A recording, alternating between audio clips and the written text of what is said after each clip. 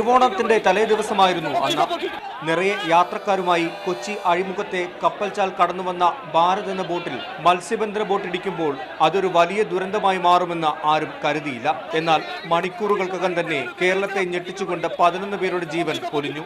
നാട്ടുകാരും രക്ഷാപ്രവർത്തകരും കഠിനപ്രയത്നം നടത്തിയെങ്കിലും ദുരന്തത്തിന്റെ വ്യാപ്തി കുറയ്ക്കാൻ കഴിഞ്ഞില്ല.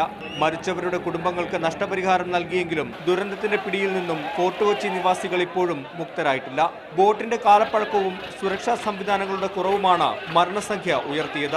തുടർന്ന് നടത്തിയ അന്വേഷണങ്ങളും ഇതിലേക്ക് തന്നെയാണ് വിരൽ ചൂണ്ടുന്നതും. എന്നാൽ ഇപ്പോഴും ഇതിലെ സർവീസ് നടത്തുന്ന യാത്രാ ബോട്ടുകളിൽ സുരക്ഷാ സംവിധാനങ്ങൾ ശക്തമാക്കാൻ ബന്ധപ്പെട്ടവർ തയ്യാറായിട്ടില്ല. ഫോർട്ട് കൊച്ചി ഫെറിയിൽ റോറോ സർവീസ് ആരംഭിക്കുമെന്ന് നഗരസഭാ അധികൃതർ അന്ന് അറിയിച്ചതാണ്. എന്നാൽ ഇതിനായുള്ള ജെട്ടി നിർമ്മാണം പോലും പൂർത്തിയായിട്ടില്ല. ഇനിയൊരു ദുരന്തമുണ്ടാകുന്നതുവരെ അധികാരികൾ കാത്തിരിക്കരുതെന്നാണ് നാട്ടുകാർ പറയുന്നത്. Toby Johnson, media 1, Kochi.